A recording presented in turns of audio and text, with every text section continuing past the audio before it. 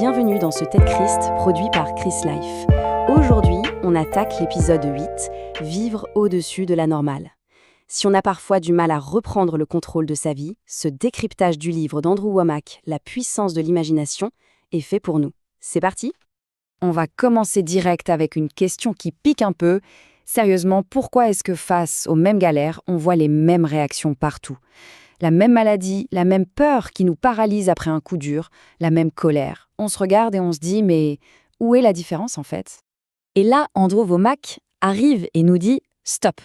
Pour un chrétien, cette vie-là, cette normalité, eh bien ce n'est pas normal. L'idée, ce n'est pas de subir, mais de briser ce moule pour découvrir une autre façon de vivre. Alors, comment on fait ? La clé, elle n'est pas dans les circonstances extérieures. Non. Le vrai game se joue à l'intérieur de nous, sur un véritable champ de bataille mental. Et l'arme la plus puissante, selon Wommack, c'est une chose à laquelle on ne pense pas toujours, notre imagination. Pensez à l'imagination comme un réplicateur spirituel, un peu comme dans Star Trek.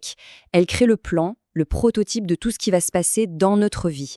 Le péché et la défaite sont d'abord conçus là, dans nos pensées, bien avant de devenir réels.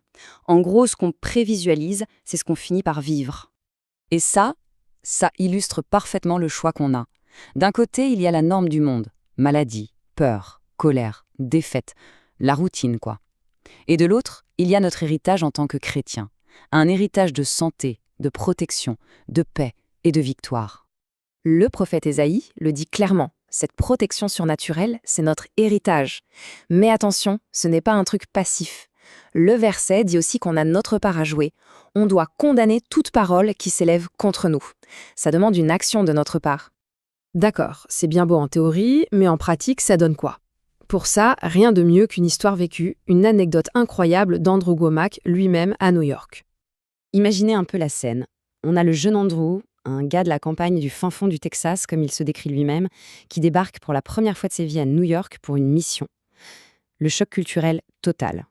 Il est 3h du matin sur la 42e rue en train de distribuer des tracts. Et là, un proxénète s'approche de lui et lui fait une proposition, disons, très directe. Et c'est là que ça devient fascinant. Sa réaction ? Il n'a pas lutté contre la tentation, il n'a pas prié pour avoir la force. Non, il était juste complètement confus. Il n'a même pas compris ce qu'on lui proposait. Pourquoi ? Parce que cette pensée n'avait jamais eu de place dans son esprit. La tentation est arrivée, mais elle n'a trouvé aucune piste d'atterrissage. Et voilà le point crucial d'Andrew Wommack. Si on lutte avec une tentation, c'est qu'en réalité, on y a déjà pensé. On a déjà visité cet endroit dans notre imagination.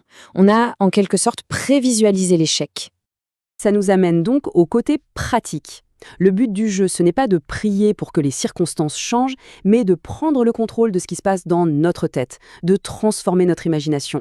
Pour ça, Wommack nous donne une stratégie biblique claire tirée de 2 Corinthiens, chapitre 10. Ce passage, c'est un vrai manuel de guerre spirituelle. Il nous dit de renverser les imaginations et d'amener toute pensée captive à l'obéissance de Christ. Le combat, il est là. Alors, comment on fait concrètement ? Voici 3 étapes simples et actionnables. D'abord, on identifie. On devient conscient des pensées de peur, d'échec, de péché qui tournent en boucle. Ensuite, on capture, on refuse de les laisser s'installer, on leur dit « stop ». Et enfin, étape cruciale, on remplace. On remplit intentionnellement notre esprit avec la parole de Dieu, avec ses promesses, avec une vision de victoire. Andrew Wommack donne un exemple tout bête, mais tellement parlant. Il dit « Je ne sais pas danser parce que je ne me suis jamais vu en train de danser. C'est impossible de faire quelque chose si on ne peut même pas l'imaginer. » Eh bien, c'est exactement la même chose pour la victoire dans notre vie. Bon alors, avec quoi on repart ? Quel est le défi pour nous maintenant, pour que tout ça ne reste pas juste une belle idée, mais devienne une réalité qui change la donne ? Voici le défi pour la semaine. Commencer à construire notre immunité spirituelle. On ne tombe pas dans le péché par accident, on y tombe après y avoir pensé. Alors, commençons dès aujourd'hui à nous voir comme Dieu nous voit, saints, purs, victorieux. Remplissons notre imagination de sa parole, au point que la tentation, quand elle frappe à la porte, ne trouve personne pour lui ouvrir. Si on veut savoir comment aligner ce que l'on croit dans notre tête avec ce que l'on voit dans notre vie, le livre d'Andrew Wommack, La puissance de l'imagination, c'est vraiment la clé. Il explique comment notre imagination est le pont entre la promesse spirituelle et la manifestation physique. Ma prière, c'est que le Seigneur nous aide à exploiter le plein potentiel de notre imagination pour vivre notre exaucement. Et surtout, ne manquez pas notre prochain épisode où on va plonger encore plus profond dans le sujet, avec l'épisode 9, le champ de bataille.